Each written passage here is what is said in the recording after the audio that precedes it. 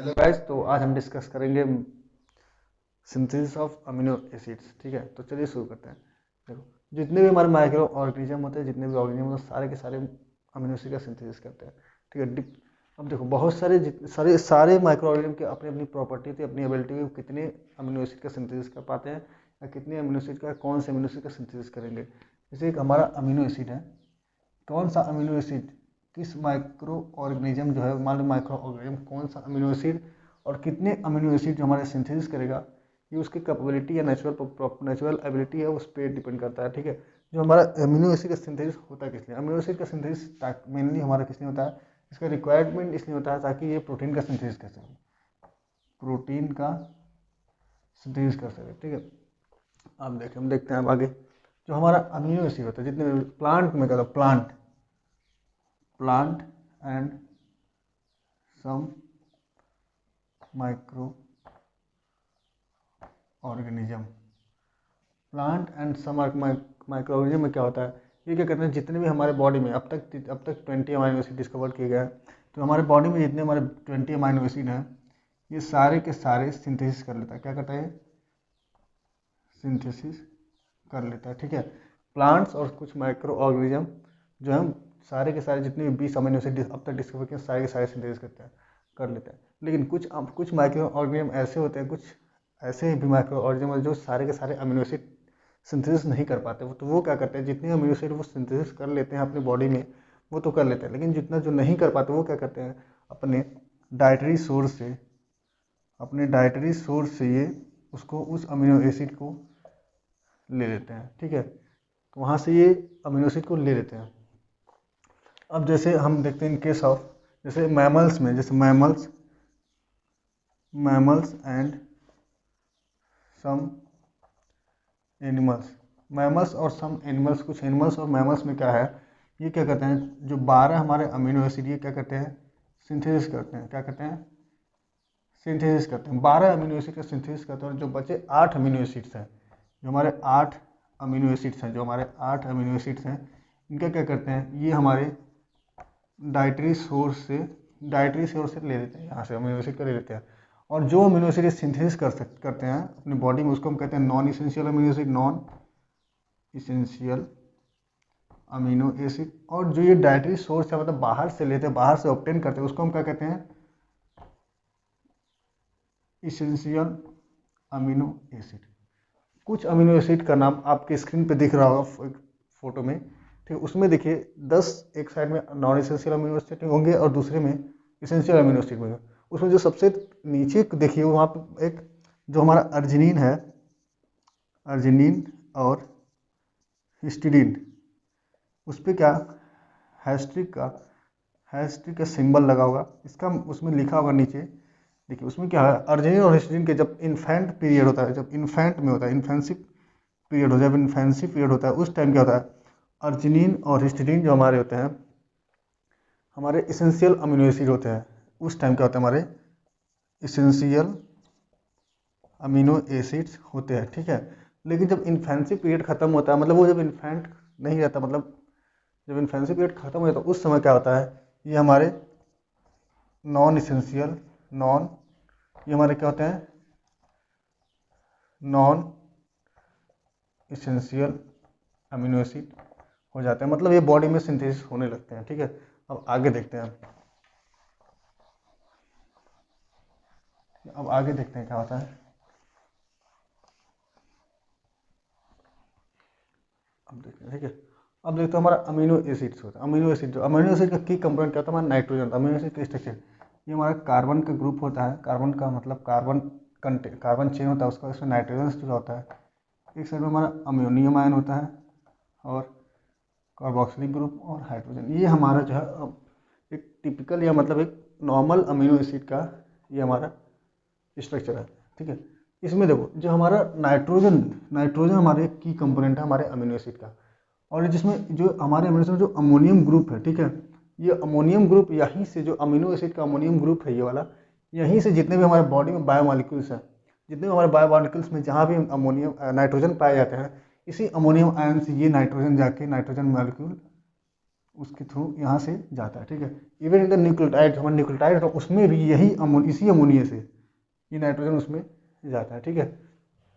अब देखिए जो हमारे ग्लूटामेट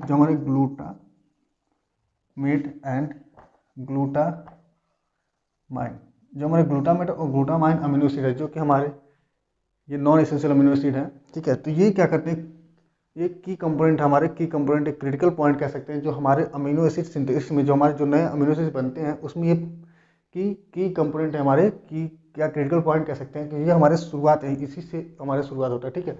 तो इसमें हमारे दो मेन प्रिंसिपल इन्वॉल्व होते हैं, ठीक है। एक हमारा पहला जो हमारा होता है रिडक्टिव एनिमेशन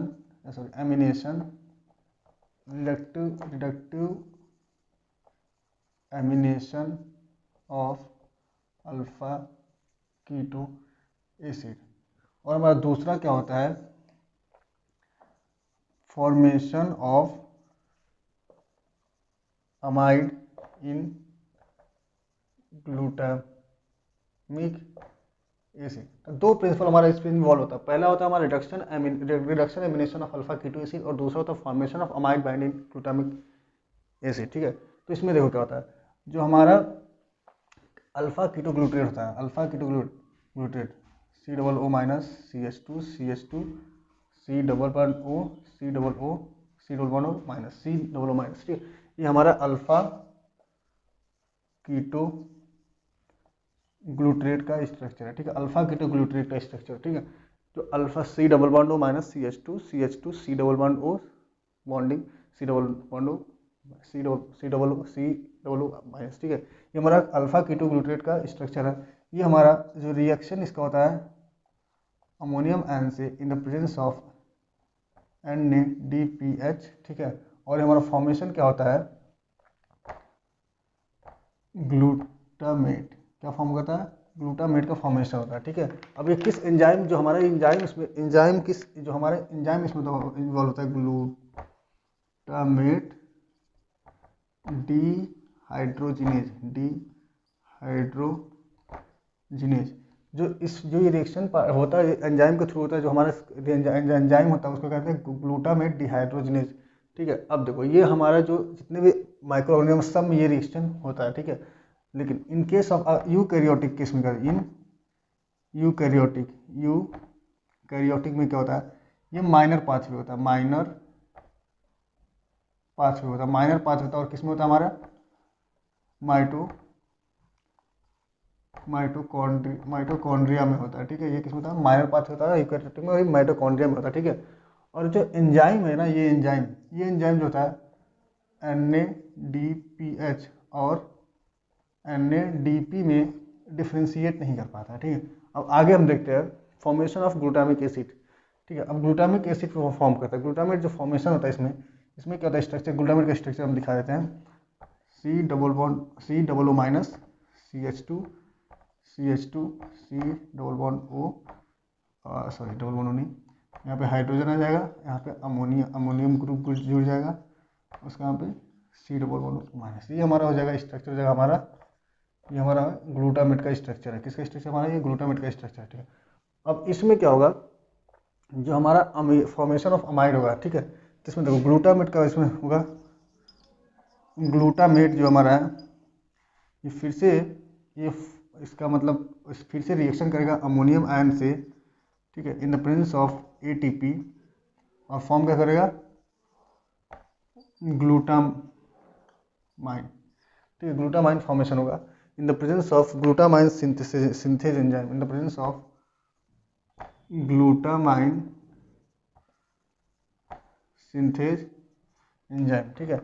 अब देखो, अब इसका हम स्ट्रक्चर देखते हैं। जो ग्लूटामेट का स्ट्रक्चर हमने देखा था ये था C double O minus CH2 C hydrogen bond C plus C double bond, ये हमारा ग्लूटामेट का स्ट्रक्चर है, ठीक है। जब ये इसका फॉर्मेशन होगा तो यहाँ पे देखो अमाइड का फॉर्मेशन होगा, फॉर्मेशन ऑफ यहाँ पे फॉर्मेशन ऑफ अमाइड बॉन्ड है, फॉर्मेशन ऑफ अमाइड बॉन्ड है, तो यहाँ पे अमाइड का फॉर्मेशन होगा, तो अमाइड का फॉर्मेशन होगा यहाँ पे, तो यहाँ पे हमारा क्या हो जाएगा NH2 C double bond O, ये वाला ग्रुप ये बन जाएगा, ठीक है।